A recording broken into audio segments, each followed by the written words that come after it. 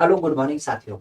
आज की अगर बात करते हैं तो आज विशेषतः एक चर्चा का बिंदु है और वह है उत्तर प्रदेश के संदर्भ में काफी महत्वपूर्ण है, क्योंकि आजकल आपने सुना होगा कि लगभग लगभग हर तहसील, हर ब्लॉक, हर जिला स्तर पे लोगों के राशन कार्ड को लेकर के क्या है, एक ऊहापोह मच गया है। तो आखिर घटना क्या है और क्या लोगों के बीच अफवाह है, इसके बारे में हम जानने की कोशिश करेंगे।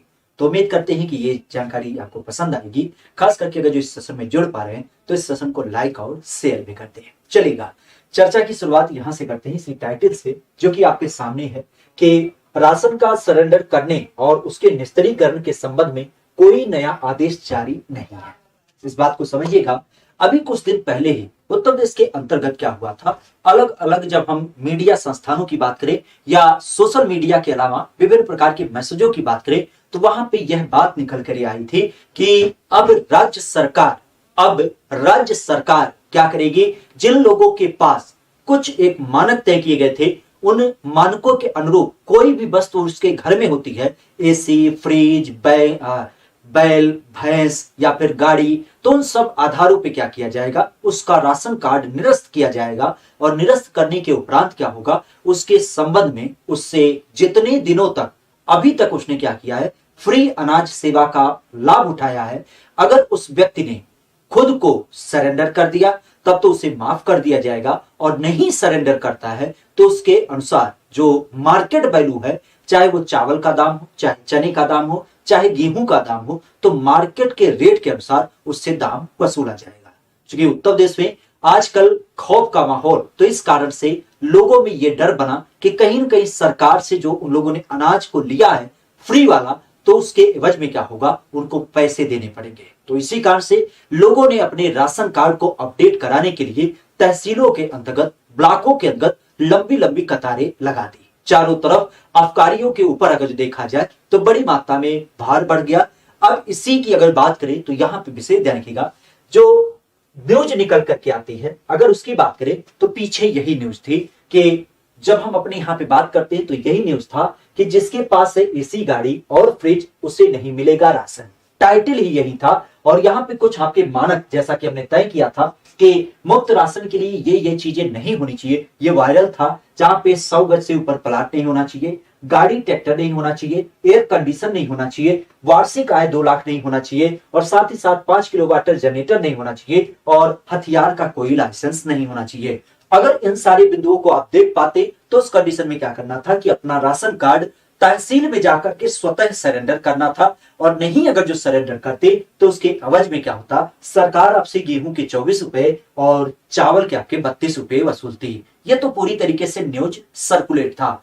अब यहां पे अगर बात करें तो सरकार ने इस बात को आइडेंटिफाई किया है। आप देख सकते हैं कि गवर्नमेंट ऑफ यूपी अर्थात उत्तर प्रदेश शासन के द्वारा ये वेरीफाई किया गया ट्विटर के माध्यम से भी, और लोगों में ये सूचना सर्कुलेट किया गया कि प्रदेश में राशन कार्ड सरेंडर करने और उसके निस्तारीकरण करने के संबंध में कोई नया अपडेट नहीं है। अर्थात यहां पे कोई सूचना ऐसी नहीं निकाली गई है, तो आप लोगों को बिल्कुल परेशान होने की जरूरत नहीं है। जो अभी तक मुफ्त राशन दिया जा रहा था वो पूरी तरीके से कंटिन्यू रहेगा। अर्थात पात्र गृहस्थी राशन कार्डों की पात्रता और अपात्रता के संबंध में जो आपकी पिछली सूचना है वो 2014 को जारी किया गया था। अर्थात हमारे यहाँ पे 2014 में ही इससे संबंधित नियम निकाले गए थे कि कौन सा व्यक्ति पात्र होगा और कौन सा व्यक्ति अपात्र होगा। तो इसको लेकर के कोई अफवाह जैसी आपकी स्थिति नहीं होनी चाहिए। वर्तमान में अगर देखा जाए तो वर्तमान में इसमें कोई परिवर्तन नहीं किया गया है।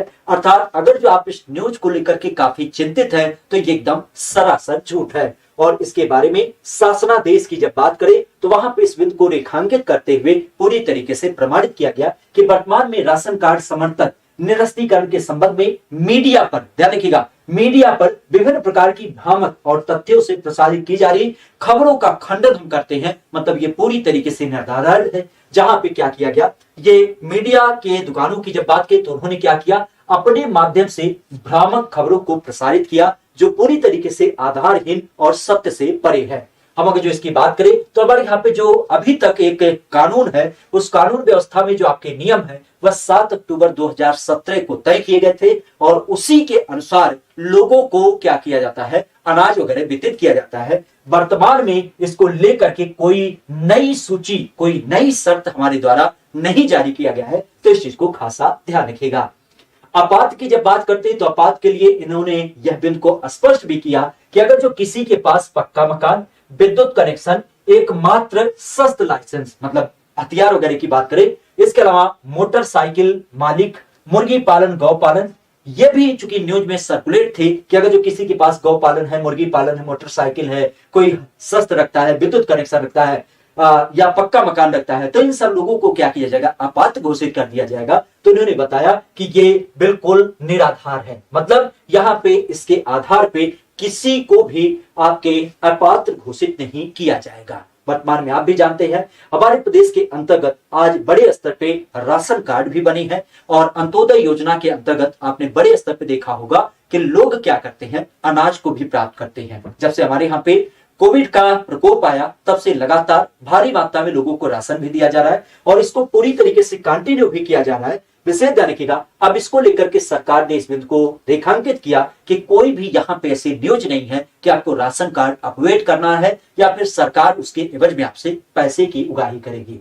अच्छा ध्यान रखिएगा, अब आपको यहाँ पे पता होना चाहिए कि हमारे यहाँ पे जब हम राशन कार्ड के पात्र अपात्र सूची की बात करें तो इस सूची में किसको हम इससे बाहर रखते हैं, तो खासा ध्यान रखिएगा, जो आपके 2017 का आपका इस तरीके से एक रिपोर्ट, एक तरीके से सूची बनाई गई है, उसमें दो वर्ग है। एक है नगरों में अर्थात जो शहरों में रहते हैं और एक है आपका गांव में। क्योंकि हमारे प्रदेश की बड़ी जनसंख्या गांव में रहती है तो यहीं से शुरुआत करते हैं। गांव की अगर बात करें तो गांव में किसको हम अपात्र घोषित करते हैं, तो पहली बात ऐसा व्यक्ति जो किसी भी प्रकार का आयकर देता है, इनकम टैक्स देता है, तो उसको अपात्र घोषित किया जाता है। इसके अलावा परिवार में क्या है, अगर कोई 4 पहिया वाहन है, 4 पहिया वाहन, हालांकि यहां पे ध्यान रखिएगा 4 पहिया वाहन के संदर्भ में अगर उसके पास ट्रैक्टर, हार्वेस्टर या फिर एयर कंडीशनर या फिर 5 केवी से अधिक क्षमता का जनरेटर हो तो उस कंडीशन में भी क्या किया जाता है, इसको इसमें शामिल किया जाता है। साथ ही साथ ऐसे परिवार जिनके किसी भी सदस्य या अकेले सदस्य के पास क्या हो 5 एकड़ से अधिक संचित भूमि हो, खास करके अगर जो देखा जाए तो ये भूमि बुंदेलखंड और जो कैमूर मतलब पहाड़ी क्षेत्र है वहां पे 7.5 एकड़ आपकी काउंट की जाती है।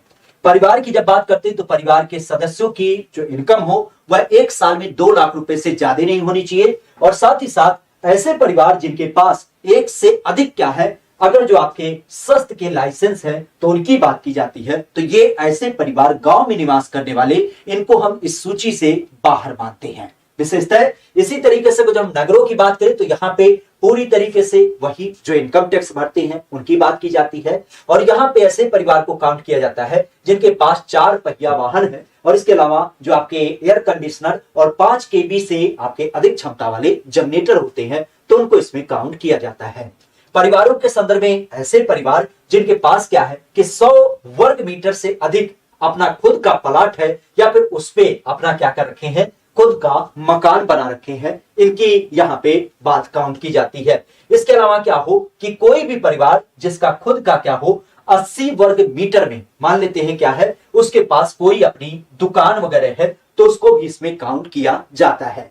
साथ ही साथ अगर कोई परिवार ऐसा है जिसके पास किसी भी प्रकार का शस्त्र का लाइसेंस है तो उसको इसमें काउंट किया जाता है। और शहरी क्षेत्र की जब बात करते हैं तो यहाँ पे परिवार का इनकम 3 लाख रुपए से अगर जो अधिक है तो उसको क्या मानते हैं, हम इस क्राइटेरिया से अमीर की कैटेगरी में रखते हैं। अर्थात गरीब और अमीर की जब हम बात करते हैं राशन को लेकर के तो ये मानक हमारे निर्धारित है। अगर जो ये सारे कंडीशन आपके फुलफिल है तब आप अमीर कैटेगरी में हैं, अर्थात आप अनाज नहीं ले सकते। अगर ये सारी कंडीशन आपके पास नहीं है तो बिल्कुल जो पिछली खबरें थी वो भ्रामक थी, झूठ थे, तथ्य से परे थी। सरकार ने कोई भी ऐसा बदलाव नहीं किया है जिसके अनुसार आपको अपना राशन कार्ड सरेंडर करना पड़े।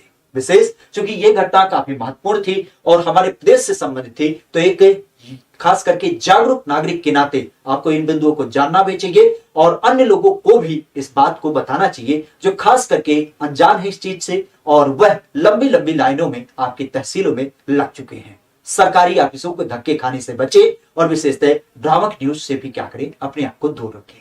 किसी और बिंदु पे पुनः मुलाकात होगी। दी गई जानकारी पसंद आती है तो इस सेशन को लाइक भी करें, अन्य मित्रों के पास सेशन भी करें। खास करके इस बिंदु को यही समाप्त करते हैं। आपका दिन शुभ।